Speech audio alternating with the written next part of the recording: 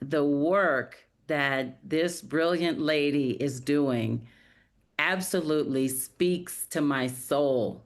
I was a person struggling for so long with depression, anxiety, and different things, and never aligned with talk therapy. But that was what everybody acted like you were supposed to do. And, if you're not aligned with talk therapy or you're not aligned with medication, then there's no healing for you. And so I spent years and years and years and years truly fighting this debilitating mental health stuff until I got secure in knowing that I could lean on my traditional ways and traditional healing methods. So to have this brilliant lady bringing this work to the forefront, it's just a deep, deep, deep honor. It's personal to me to be here with you. And so let's everyone welcome Dr. Jennifer Mullan, author of Decolonizing Therapy. Thank you so much, Dr. Jen.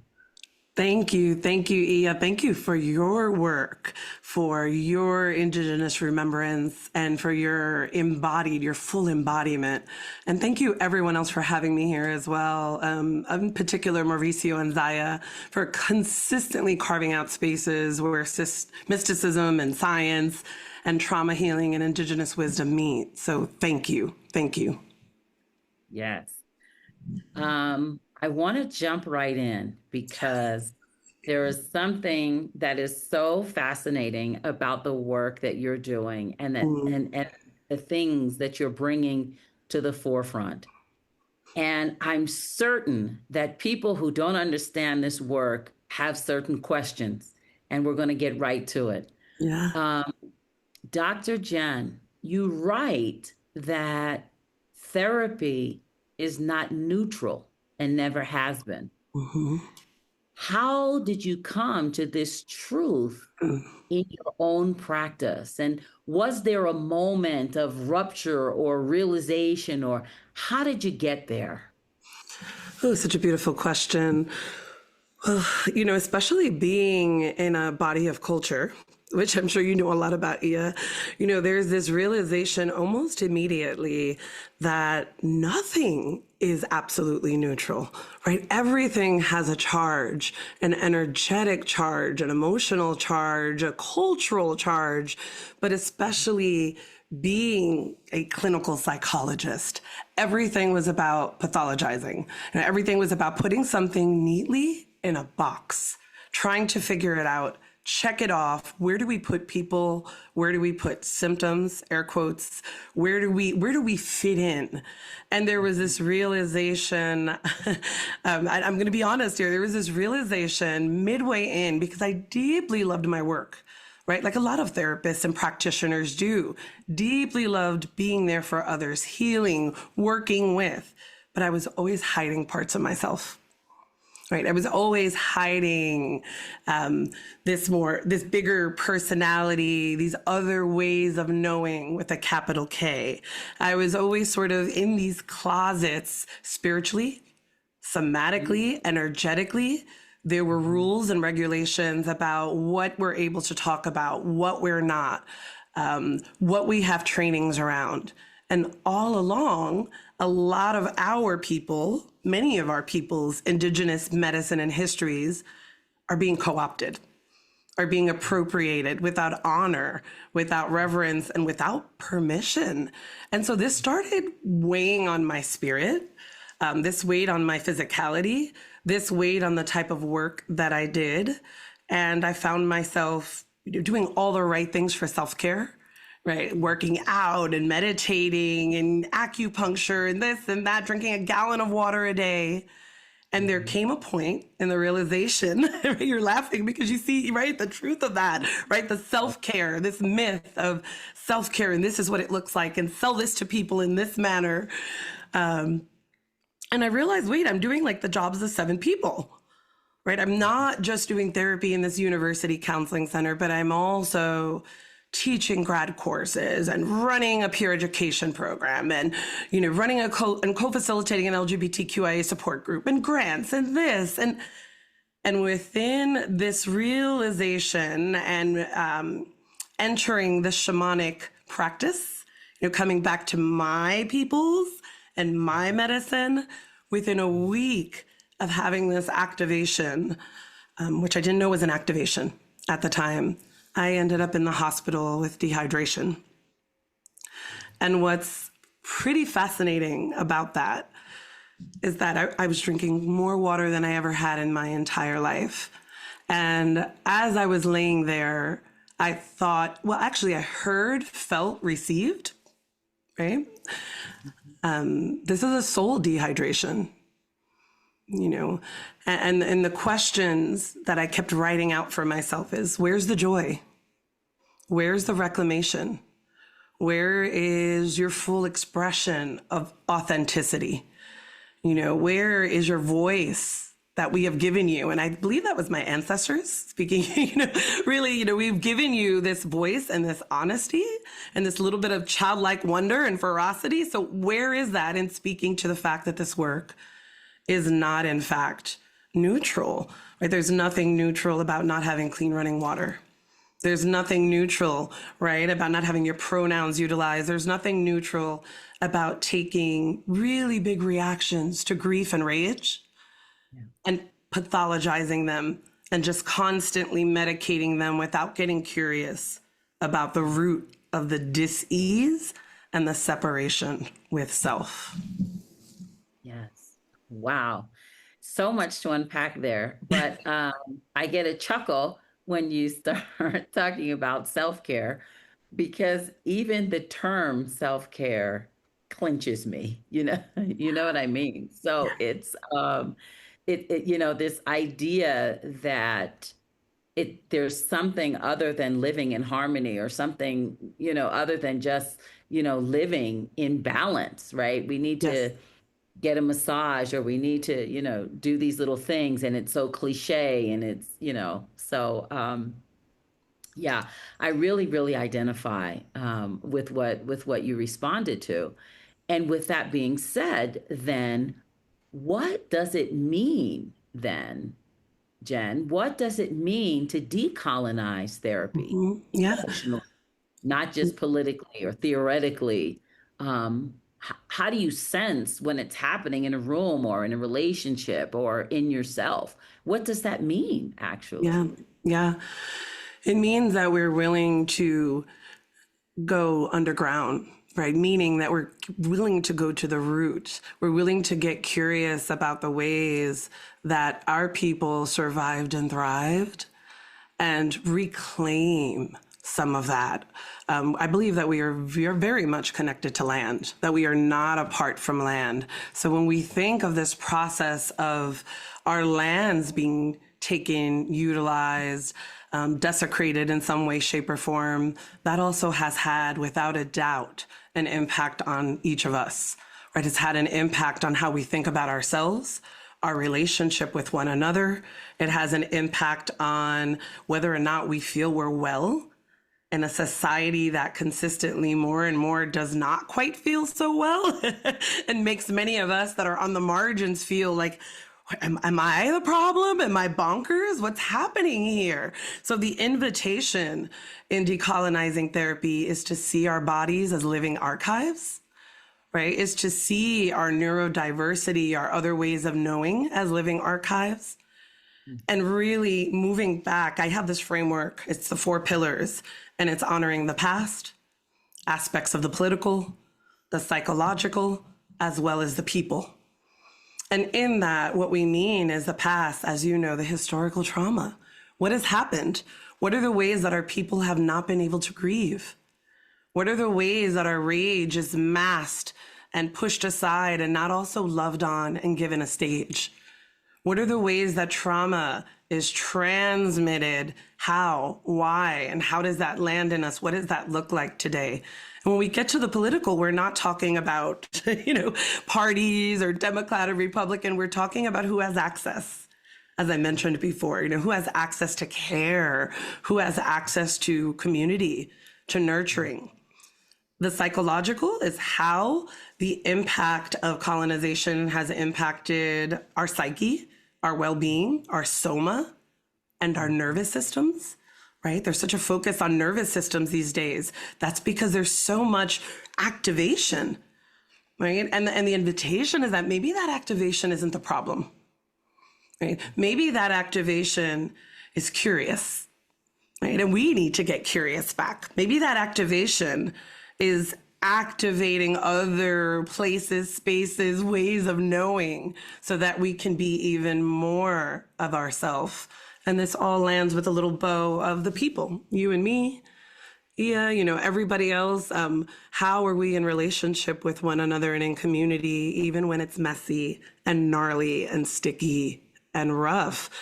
And so it really, decolonizing therapy at its root is getting to the root of us and where we have been displaced in some way, shape, or form from our true highest form of self.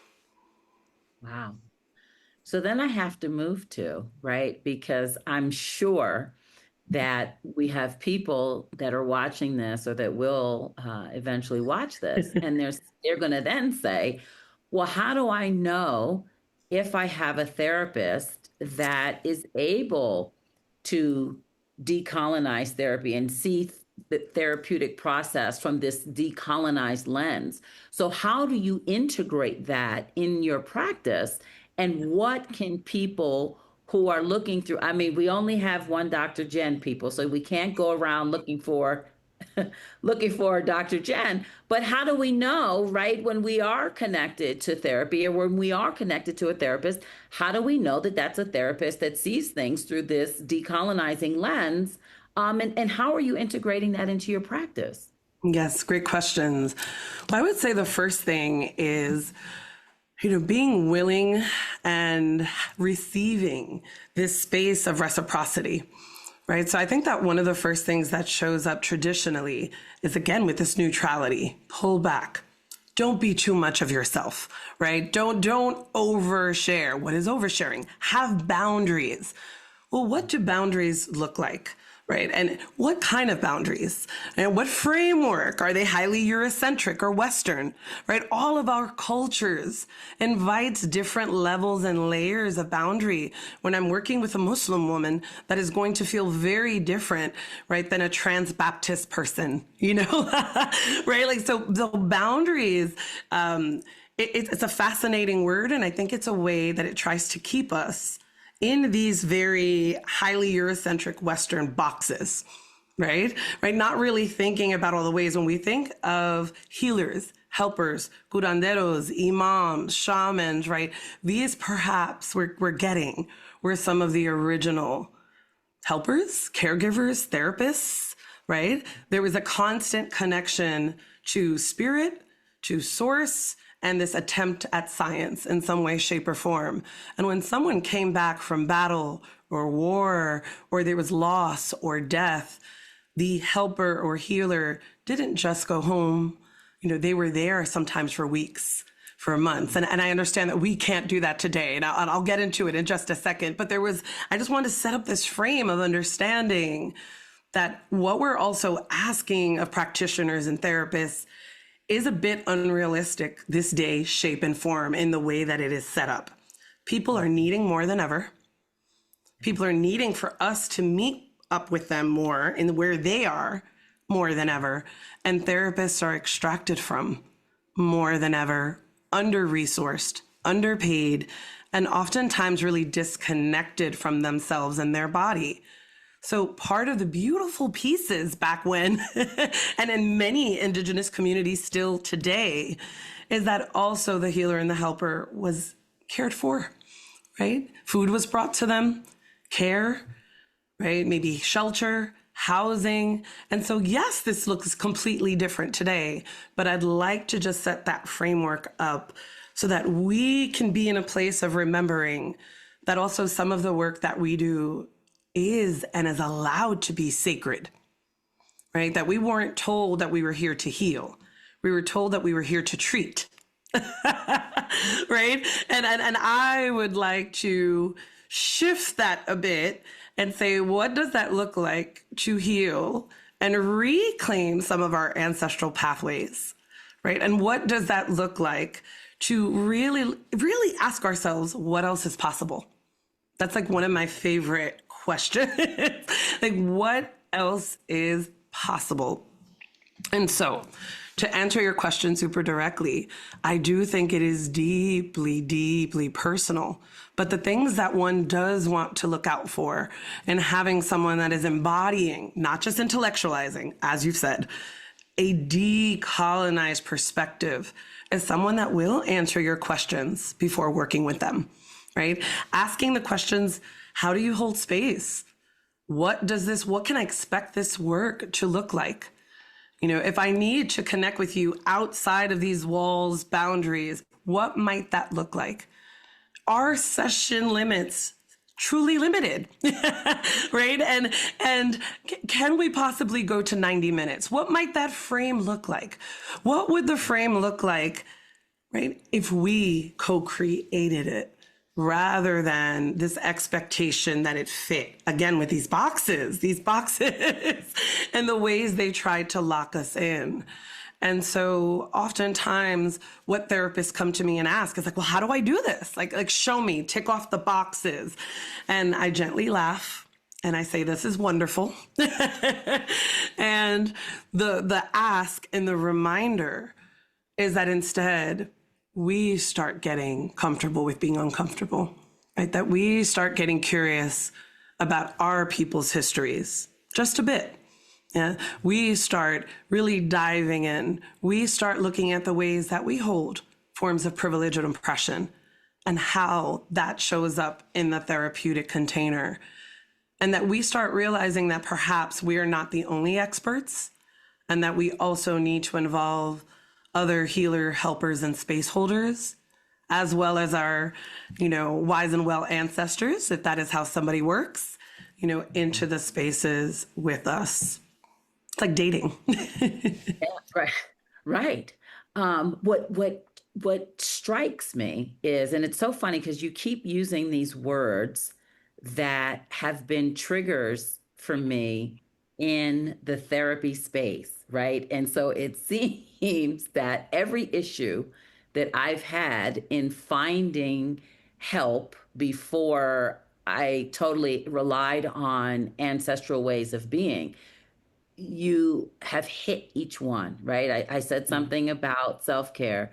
Well, now my other big trigger, funny you bring it up, boundaries, right? Like the word boundary in and of itself triggers me because sometimes I feel like people use that as an excuse to have bad behavior. This is my boundary. And so I get to behave like this, right? So that's one part of it. But the other part of it is when I'm in that therapeutic space, when Mm-hmm. people try to decide what my boundaries are supposed to be. So, for instance, I'm an indigenous, tribal African woman. The Mm. most important thing to me in my world is making sure that my children and grandchildren and my ancestors, my descendants, are cared for and taken care of.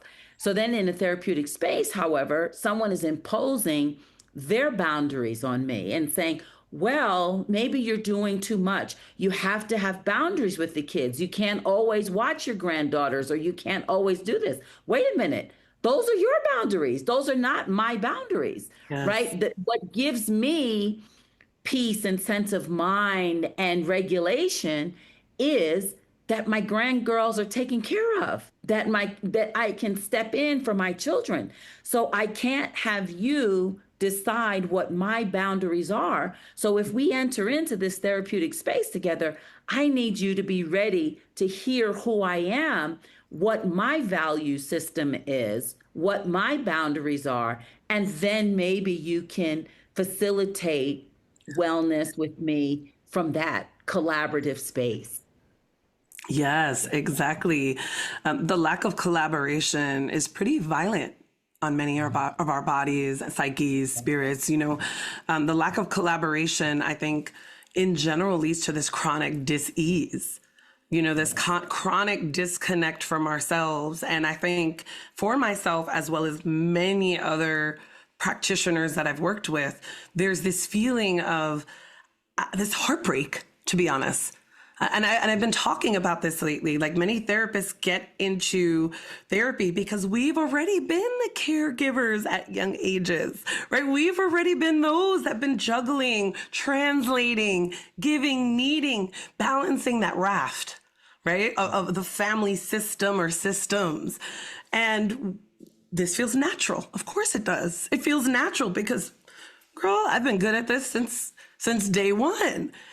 And then what ends up happening is we get into the space thinking on some level, even if we don't admit it to ourselves, on some level, that this is going to help me. That this social work program, this psychology program, this counseling program, this psychiatry, that in some way, shape, or form, it is going to kind of plug this hole somewhere in this space, in this heart-centered space, that it's going to heal me, fill me, get me right, and show me how to be there for others, to be there for my grandchildren, for my descendants 7 generations after me. And then there hits this like realization of, wait, this feels toxic. It's like a toxic relationship in some ways, right? And I don't have freedom to fly. And these boundaries really feel like shackles. And on some level, and I've heard this maybe thousands of times, and each time I get little goosebumps so everywhere. Folks will say these shackles or these chains or this confinement. I think it reminds me of experiences that my ancestors or my people have gone through in some way, shape, or form, right? Like not being allowed to fully be embodied. And really, one of my hopes and my goals are that all people invited in doing this work and this historical work is that we're creating new futures together. That we're building and co-creating the kind of care, the kind of therapy, if it's still called that, the kind of work that we're moving into. And we're acknowledging that this is not just my timeline, that a lot of what I'm feeling might also be, compacted by the timelines of other people in my lineage, because they weren't allowed to feel. They weren't allowed, many of them, to grieve, to wail, to keen, right? So when we have these big feelings coming up, I'm often reminding folks that on a daily basis, that we are ingesting this like pain body, to quote Eckhart Tolle, or this trauma burger. Yeah. Right. And the middle of that patty is current day stress, oppression, overwhelm, the stuff that you and I and all of us deal with. Right. The bottom of that bun is your personal childhood, adolescent trauma, stress, losses, experience. And the top of that bun is all of the unseen, but often epigenetically and intergenerationally felt historical and ancestral trauma and wisdom with that we might not know how to decode yet. And so on a daily basis, even if I'm working with teenagers, I'm like, let's take a breath and think about that trauma burger that we're accessing. Let's think about all the ways that even the collective pain might be impacting us as highly sensitive individuals. And oftentimes I find that even having that other little bit of understanding that, wait, maybe this isn't all me. And maybe this is like the original AI, the original ancestral intelligence, right? Right? Like maybe this isn't bad that I'm having these other ways of knowing come up in my body. Maybe this is intelligence in a deeper, larger, more expansive form. I hope that makes sense. It does. Absolutely. Absolutely. And so then then we have to move into, since many clinicians are taught to see therapy as neutral, apolitical, or strictly personal, how do you help them begin to understand that therapy is deeply political, historical, and systemic by nature? Yeah. What do we do? Yeah. Well, the first things that we do, and again, it sounds super easy, and intellectualizing it, we can, oh, that's easy. I got that. I've done that. But the first part is really asking ourselves, how has our field, and this is crunchy, how has our field or fields harmed? Like, I think the first step is right. I know it's crunchy for me to this day. Like, oh no, I'm in this to help. What do you mean? No, I'm the good person. I'm the good guy, right? And it's like, yes, our intentions are everything. Yes, there are tons of us doing amazing work out there, without a doubt. And do we know the ways in which our fields have harmed people? And is there any work there internally that we might need to do? Is there any awareness that we need to bring into every space that we co-create with our therapy participant, right? And sometimes what comes up, and what I mean by that, I'll give a personal example as well.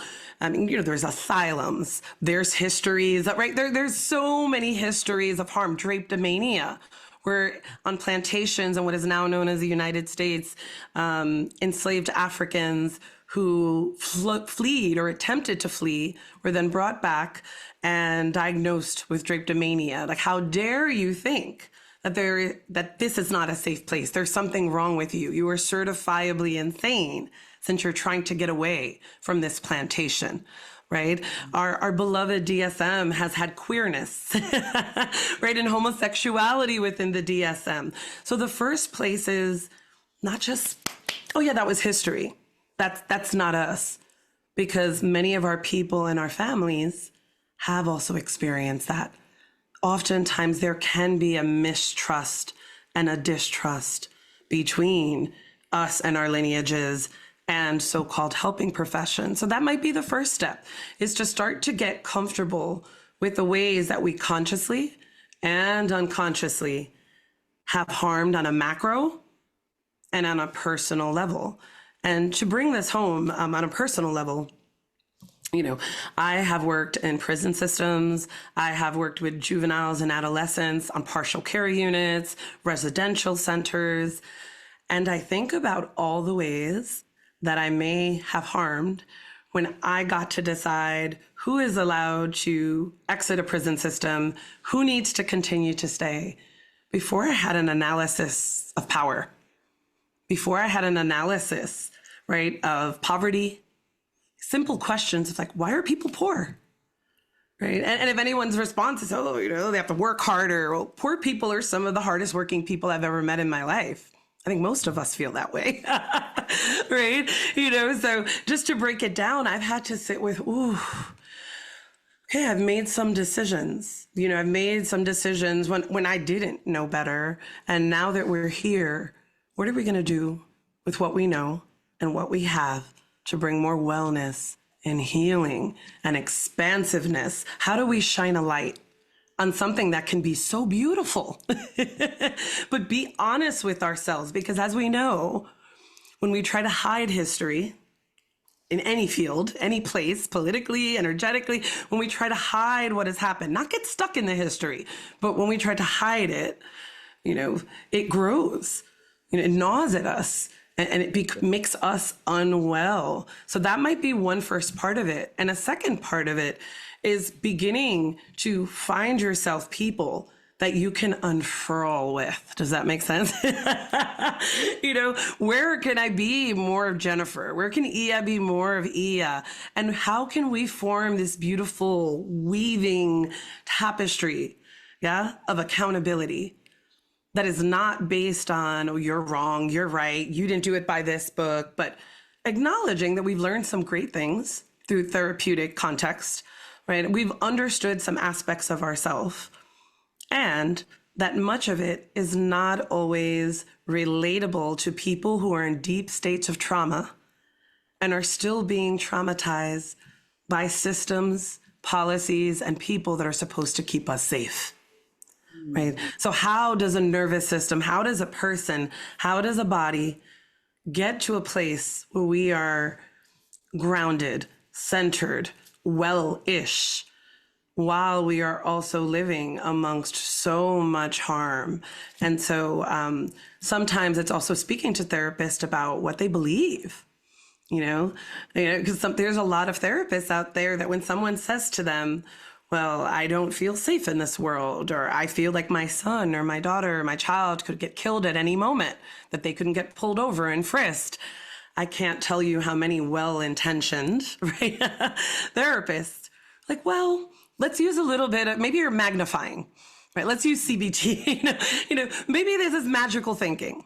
Maybe you're feeling a bit paranoid, but that's not paranoia, unfortunately, right? That's many of our daily experiences and realities. And so the invitation is to start to become bridges to folks. The invitation is not to just swallow, be sin eaters, and just take and take and take until we explode or pass away, because somebody else will replace us within a month, right? But really, for us to be well, as well as possible, and for the people that we're serving to be well, and for there to be a level of reciprocity. Not that I'm sitting there saying, oh, I got divorced. No, this is their space and session, of course.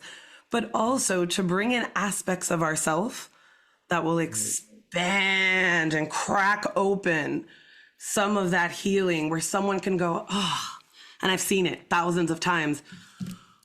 It's such a relief to hear you admit that, Dr. Jen. It's like a relief to hear you say that, like, you have been on this path too, that you've had dark nights of the soul, that you've had dark months of the soul. Yeah. And these are some of the ways that you manage that. Like, and that makes me emotional. I want us to disrupt in that way. I want us to make healing and big emotions and being a bit vulnerable sexy again. Yeah. Does that make, I hope that. Oh, that it's so brilliant. And I'm telling you, everything that you're saying, and I'm sure other people are going to agree, but everything that you're saying is just touching my soul. I did a lot of work in Gila River Indian, the Gila River Indian community and a few other Indian communities. And you have a lot more leeway when you're in sovereign land, and you have a lot, you have other ways of being.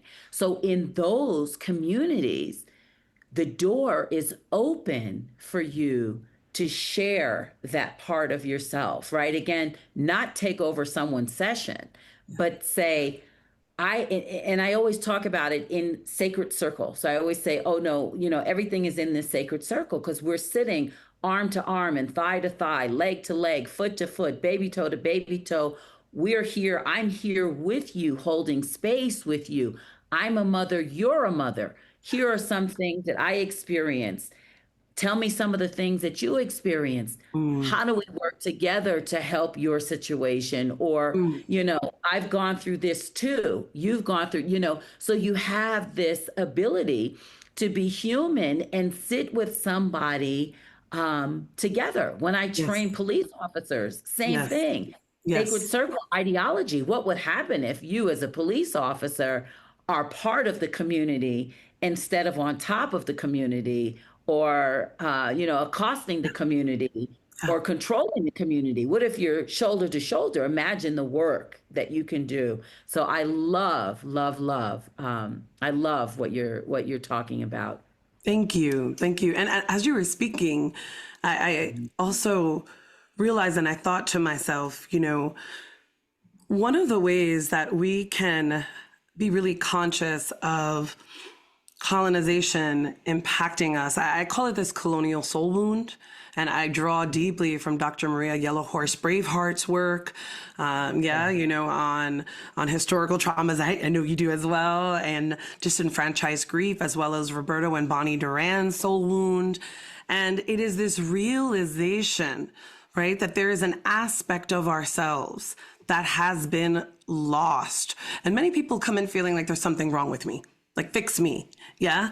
And how beautiful to shift that dynamic on its head and really choose to see instead that, oh no, darling, you have always been completely whole. And that there are mechanisms and systems and policies and practices that perhaps benefit from you not being and seeing your wholeness and totality, right? And that we don't do our jobs as well, right? When we're feeling like we're constantly like, something's wrong with me, something's wrong with me, I'm not good enough. And so I think that not good enough, there's that psychological component, but there's also this like chronic disease or dis-ease as a colonization pattern, as a colonial pattern, right? It's because when communities lose land, they also lose medicine, right? Absolutely. And we also are understanding when we lose language, we lose our nervous system's map of belonging. When we lose ritual, and that goes for all people, from Ireland to Maori peoples to Hawaii to Puerto Rico, right? When we lose ritual, we lose ways of metabolizing and learning how to be, metabolizing and processing our grief. So this chronic dis-ease in some way, shape, or form that can manifest into disease because trauma leads to inflammation, as we know, right? This mental, emotional, physical inflammation, I deeply believe is part of the core wound, this colonial core wound, which is the aftermath, the impact of that historical trauma, that colonization, that separation from self and land. So when folks are their most depleted, including myself, I'm like, which of my lands do I have the time, the money, the effort to go back to? Can I get my body back in sync with those rhythms? Yeah, with that energy, with the air, with the weather, maybe waking up with the roosters, right? Right? Like how? And so I think deeply that this reclamation of ancestral pathways, this reclaiming, it's not just like, oh yeah, we're going to reclaim pathways, right? Because sometimes we see these things, we're not in understanding that this is slow work because time is a colonial concept, right? And capital, let's go more, make more, do more. There is this grand belief that we are only as good as our labor. And certain bodies also have this belief that I'm only as good as how smart I am, how many degrees I have, and all of that. And so this invitation is ritual as nervous system repair. Storytelling in circles. So often we're trained, not all of us, many of us, to do individual therapy. And it's highly individualistic. And many of our cultures are highly collectivistic. Right? And so having group therapy or circles is another way that we can start to position ourselves, right, as the holder of maybe a space, but also they're learning from others. They're seeing the universality of some of pain, of some of the loss.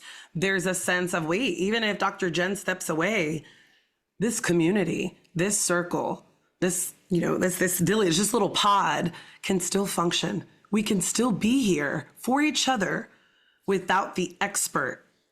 And so that does take a little bit of also addressing of the ego. I know it did for me, and it still does sometimes.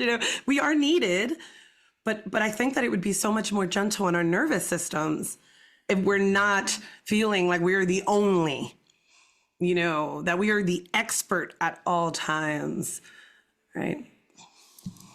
Girl, you need to get out of my brain because Let's share together. yes, so much of what you're saying is in my mind. We could be talking about this stuff for hours. And don't worry, folks, you're going to have an opportunity to ask tons of questions. We're just not there yet, but I see the questions are coming in and you will have an opportunity. But Dr. Jen, I could pull on 10 different things, but my question that I was coming up for you next, you answered a little bit, but I want us to go into it a little bit deeper. I want to ask you, so who is this decolonizing therapy for? What about people that are non-BIPOC people? What does that look like for people outside of people of color?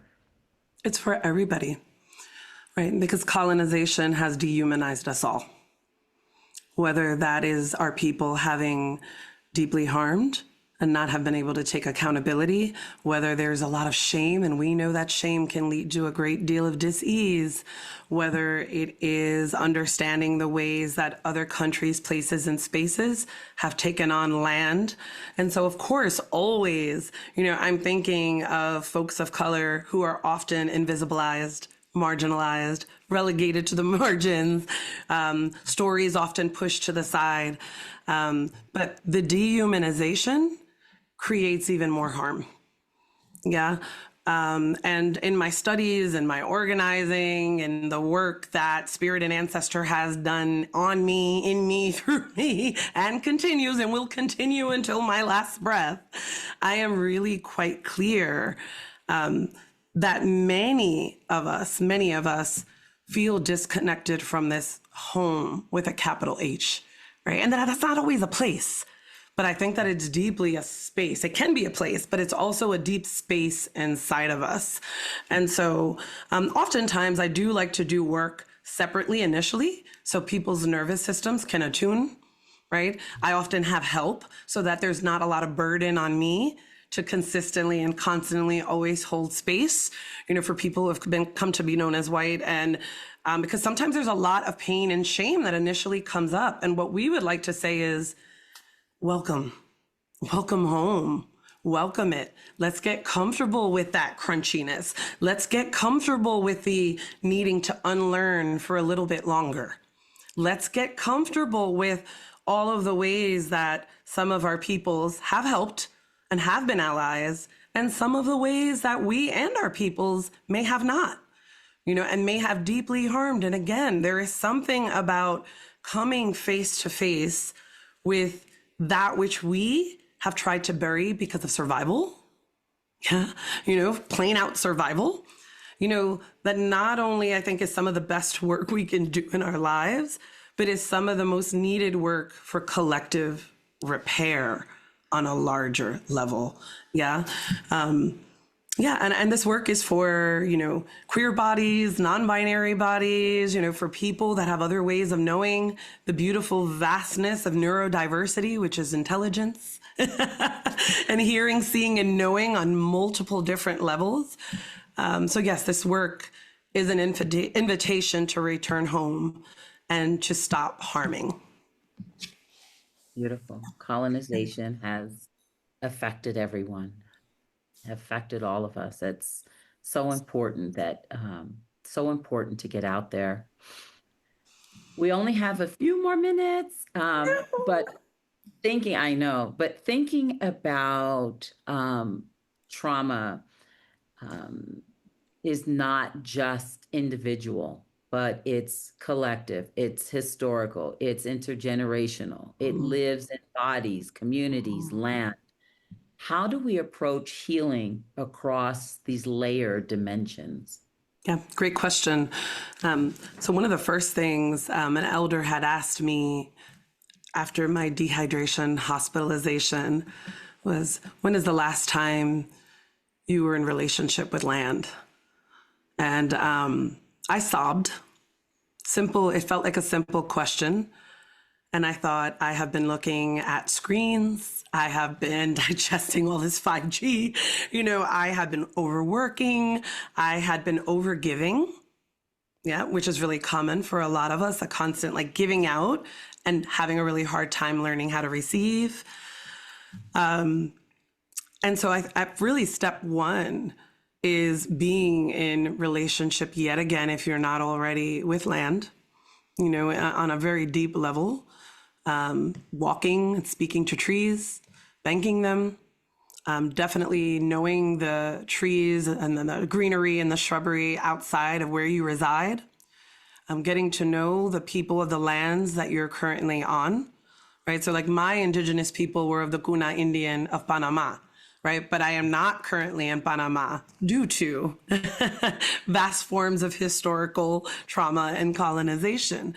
Yeah. And so what is fascinating to me is when I have been able to set foot on that land, there is this tension, between who I have become and these layers of likely who I once was or who I could have been if not having all these sort of colonial boxes, rules, and regulations. And so part of that, I think for me, each time I go back is a sense of how do I carry home in my body? You know, how do I bring it with me wherever I am? How do I honor my people and the people, the Lenni Lenape people of the land that I'm currently on and what is now known as Northern New Jersey? And so I think land and lineage is one piece. And again, that's not a checkbox. They're sort of woven together. And intergenerationally, it's starting to get clear about our family stories. Is there a scarcity mindset story? Why? What was happening? Is there a mindset around if I get angry, I will, air quotes, lose it? Is there a story in our family around I don't do relationship, I'm not good at it? Is there a story, right, around some of us are different and we have to hide that difference or shine or knowing, whatever you want to call it. So I believe I help people craft this soul somatic trauma timeline that I talk about in my book that helps us look at the areas where there has been hurt and harm in our own life, as well as our families, if we know it, and as well as our lineage and histories, as well as were you born in the middle of the Nicaraguan War? Were you born in the midst of like what was happening when you were conceived, when you were brought into this world? What was happening all around you? But along with that, it's also the glimmers. Who are the people that got you out of that dark hole? Who threw a rope and a flashlight down there? Right? What practices did your people engage in? Was it stomping? Was it twerking, honey? Was it singing? Was it wailing? Right? Was it tending to the fire? You know, what was it? Swimming and being in water? Huge one for me and my people. Fish and water, as well as my further ancestors in Benin, you know, in Ghana. Right? Water is a huge cleansing source, and when I'm depleted, my good friends will say, when's the last time you gave yourself a little baptism? I'm like, that's right. Thank you. Right. So we interweave this ability of knowing yourself, paying attention to these storylines, and clearly being able to see this lineage or line where this may have also showed up in a different way, in a different shape, in a different form, but clearly thematically also with your people. It's sort of like a expanded genogram, and that could be a spiral. It could look like a nautilus shell. It could be a straight line. And then we add in the glimmers and the wisdom, right? What have you learned from your wisdom keepers? Do you have wisdom keepers? You know, and even if they're not blood, lineage ancestors, have you read Octavia Butler? You know, is that a wisdom keeper for your lineage? You know, do you sit with, you know, I don't know, Paulo Freire's work? You know, who are your wisdom keepers? And help people kind of recreate their ethos, you know, their own sort of personal mission statement, if you will. Like, wait, this is the kind of good trouble I want to be. Right? This is the kind of good disruptor, you know, down with the binaries of good or bad, but you get the point. Like this is the kind of good medicine that I want to be. And how can I be a voice of my people and their messaging? How can I embody that? And then in all of this, in this embodiment for practitioners, we are so much more able to show up with comfort, with an open heart and chest, with an open full center and crown chakra, really able and willing to see the full totality of the person in front of us and not fearful that we're stepping on, you know, Eurocentric mainstream psychology or social work's toes. You know, we become the post, the stake, the that in the ground. And I think that this is, I had someone say to me, this feels like ancestral intergenerational shadow work. And I thought that was really fascinating. And I think that I have been learning along with the people that I lovingly serve and participate in this work to always bring joy in, right? Because that's what really at our core kept us alive. When was the last time you played, Jennifer? That was the second question of the elder. When was the last time you played? When was the last time you danced, even if horribly? When was the last time you sang with your whole chest out? And all of this made me cry because it was like, oh, yeah, this is all of our wisdoms. Yeah. But a lot of what the systemic harm, what it does is truly strip away, as you know so well, our humanity and our fun. Yeah. Beautiful, beautiful. Last question, and then we're going to start taking some questions from the audience. Given the state of the world today, right? In fact, I'm in Kenya speaking at a conference that's focused on how do we heal while conflict is happening, right? So, what does it mean to speak of healing while genocide is happening? How do we hold space for trauma in Gaza when the violence is not historical but unfolding in real time? What does that look like? Yeah. I think that looks like, I know for myself and many people around me, I think that looks like making sure that we are clear and centered that this is and can be a form of collective trauma. Yeah, that this is in fact collective harm, that this activates that trauma burger, this activates that soul wound. And this activates often, and for many of us, I know in myself included, this sense of feeling unsafe, not feeling cared for well enough, or a remembrance of, oh, this happened in some way, shape, or form to my people. Yeah. And for many, we might want to go into this, freezing, we're frozen, we're unable to think. As I like to say with the kids, for any of us that know a bit about somatics and neurobiology in the brain, that frontal lobe is flipped up, that we have that reptilian brain is going, right? And there's often this sense of, I just got to take care of me and mine, like that panic comes in. And so I would say the first piece is, and what is essential for all of us, is to acknowledge and to make space for the grief and the rage. Yeah, is to make space. And I would define, I do a lot of work with rage. Rage is my best friend, my lover, my bouncer. And that's because I've built a relationship to it, right? And I think that sacred rage is the love child of ancestral trauma, shame, and suffocated grief.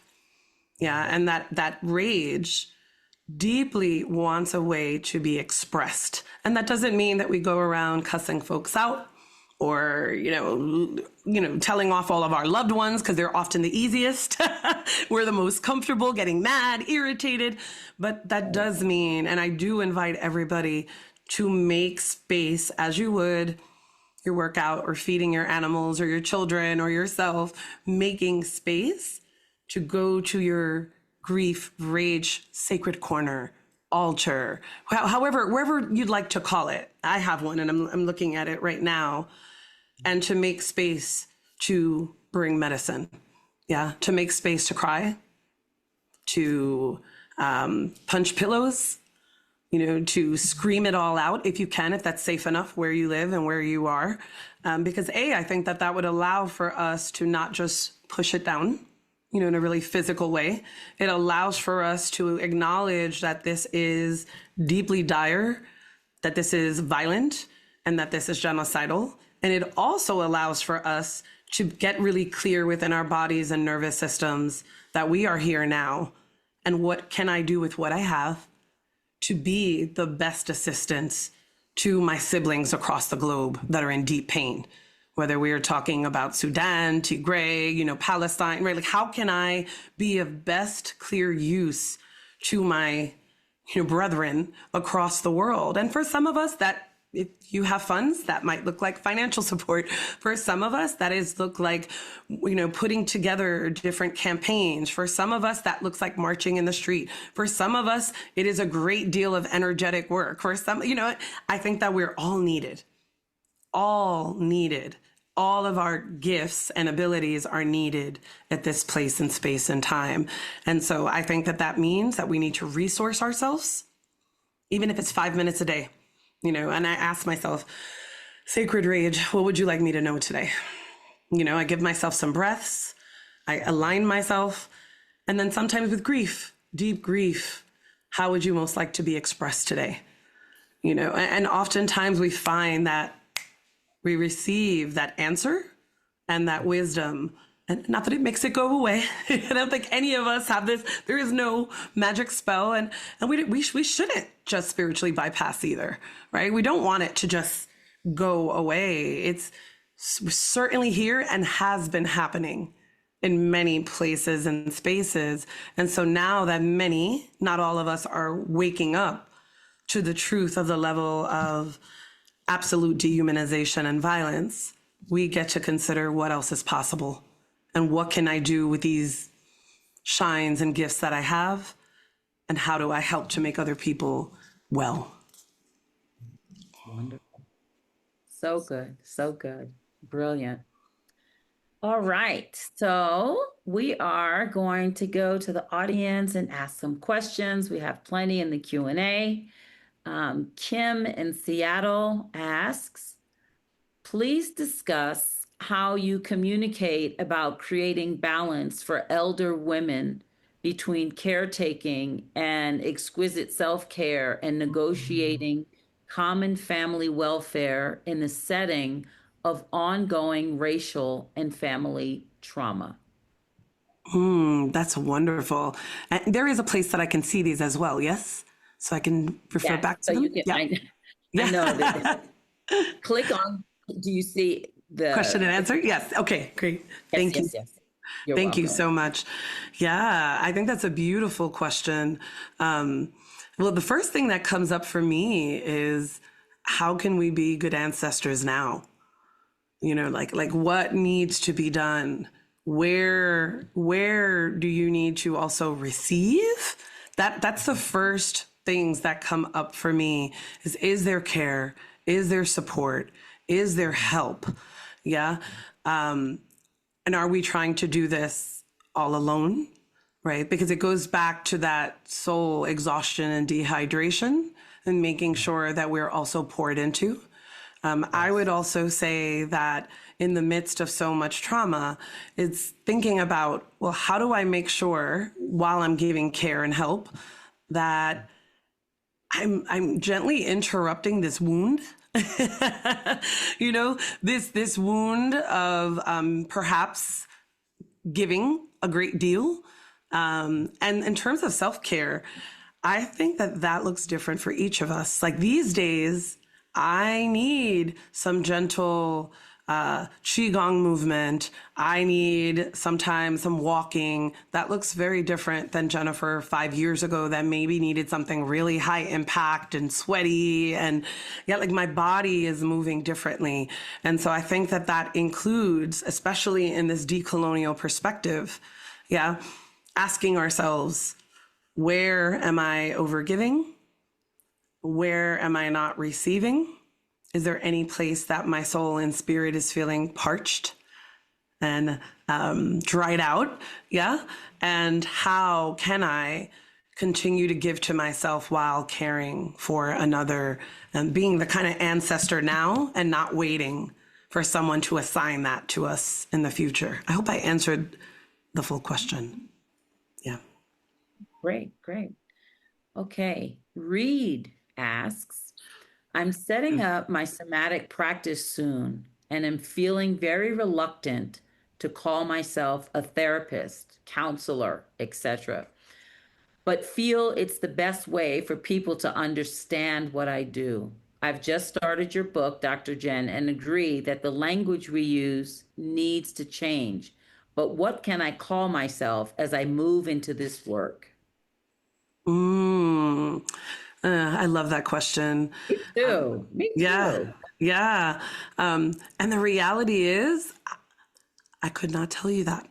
And I don't know if anyone can or should, with all due respect, I think that deeply it is really, really, really important to look at the ways in which we start coming back online to ourselves, for ourselves, and asking ourselves, what do I feel like? Who am I? What works? And I think that we'll find that some of the language may not be language that we already have.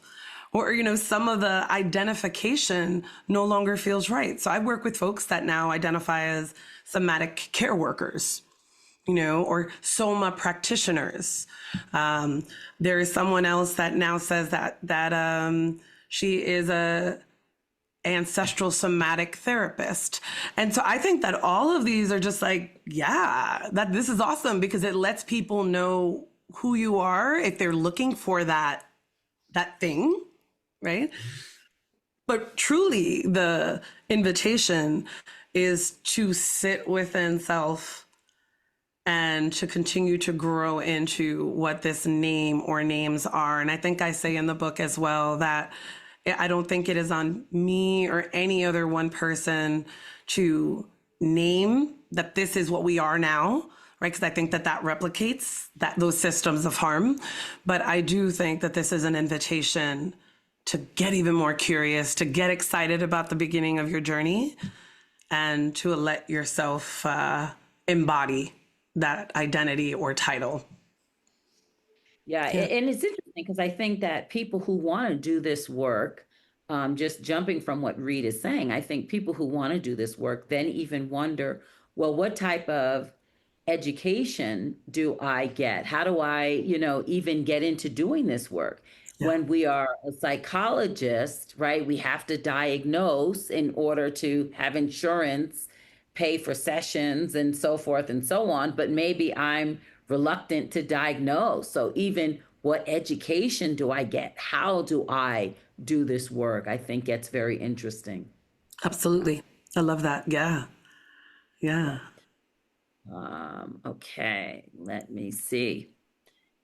Um, this is from another participant. When we recognize that everyone has cultural trauma and oppression, and that it's time to help each other heal from a place of mutual understanding, how do we move beyond the victim mentality as we work together? Yeah. The wisdom, the medicine, right? I think that we move beyond.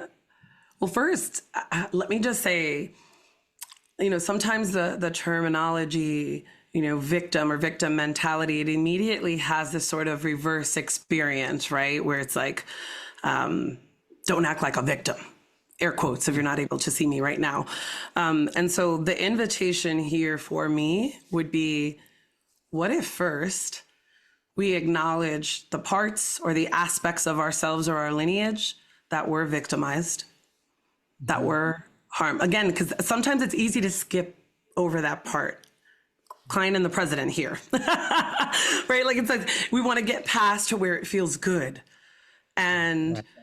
I think getting past to where it feels good sometimes stops and clogs up the process and doesn't allow us to really be present for one another and other people. So I would first say that honoring that lineage and giving it, for me, it was giving it a good death, giving it an honorable one, giving it like, wait, I'm still talking about these things in this way, huh? And instead of, there's that cringe shame moment, but really expanding upon, okay, there has been some harm.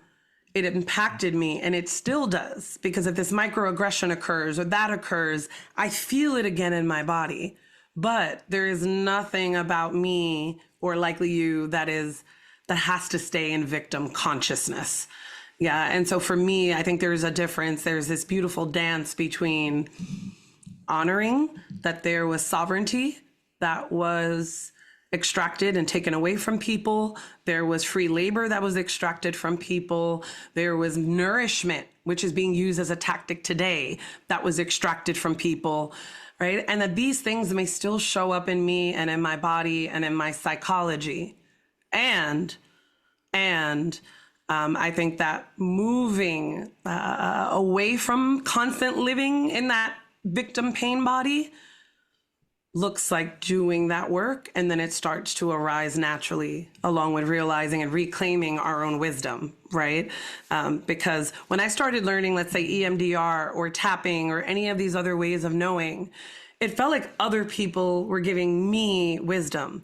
When I was able to understand the deep lineage of tapping, EFT, freedom, emotional freedom technique, when I saw the lineage to Chinese medicine, right, to Japanese medicine, when I saw the lineage of my own people in the Amazon who used to tap on parts of their body with sacred rocks, Yeah. I got to reclaim it. And I got to feel like, ooh, wait, there's something else that happens in my body here and my agency and this realignment with sovereignty. And I don't use the word as a professional often, but like as a professional within the field, because I also think that the term professional and professionalism is a code word for, some proximity to whiteness. Like I want you to enunciate your words. I want you to, while you're here, I want you to look and sound and talk about therapy in a way that doesn't make me uncomfortable. Yeah. And I'm not willing to do that.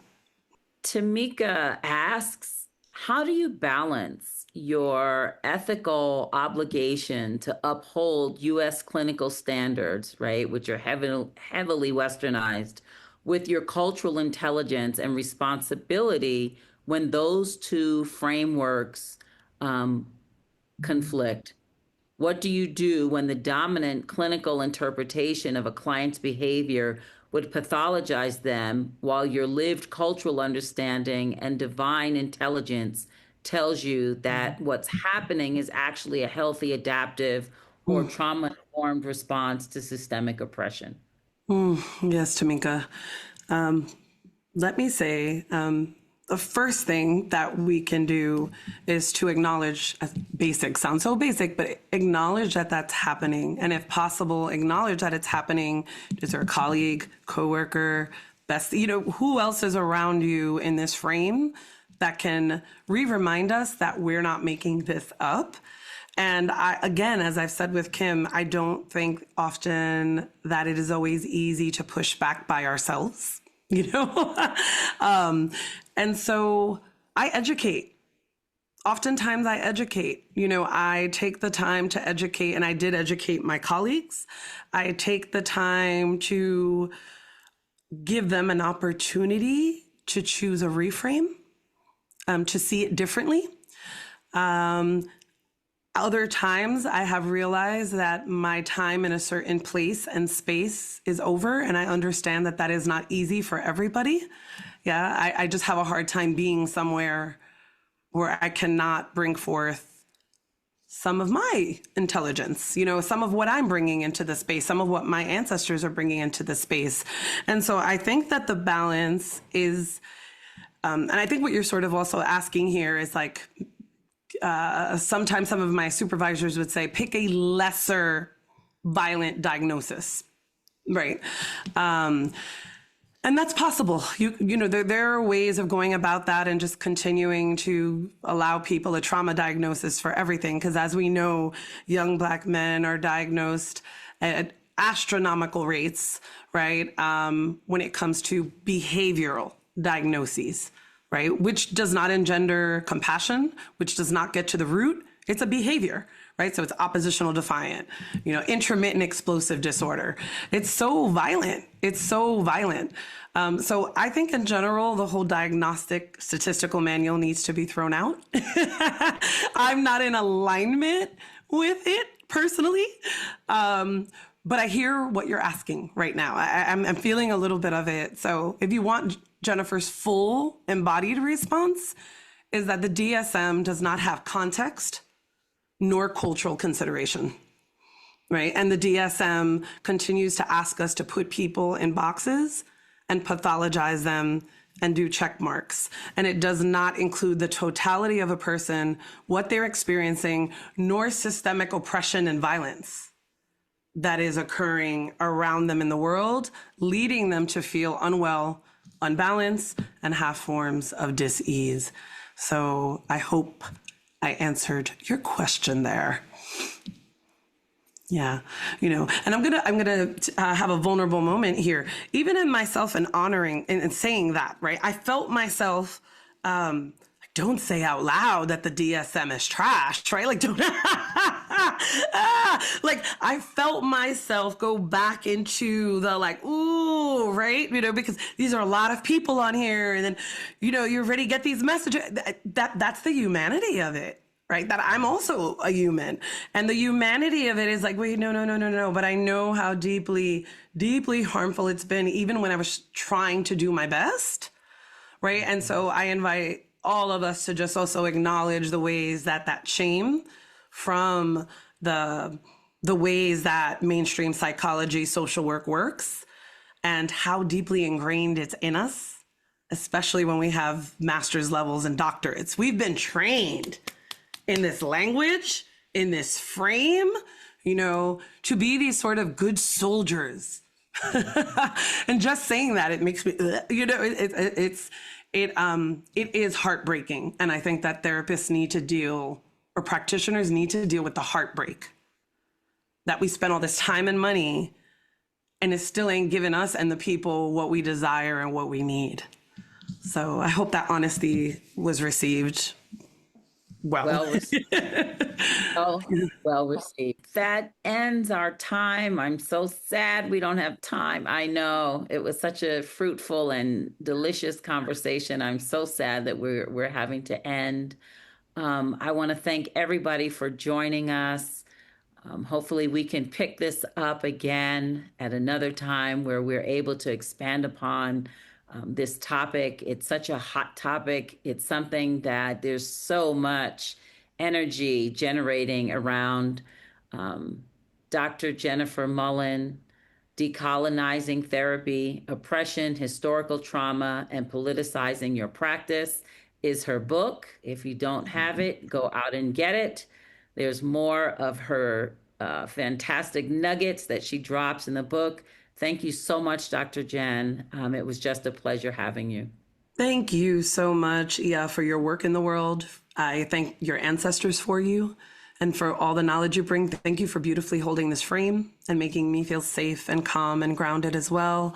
Thank you to everybody on the back end, Lisa and others who made it possible tech-wise, and Zaya and Mauricio. Deep bow of gratitude for this medicine that you continue to feed us so beautifully and gently, and just expanding our concepts and understanding of pain and trauma. So thank you all for having me. Sorry we didn't get to all questions, but just know that I'm deeply appreciative.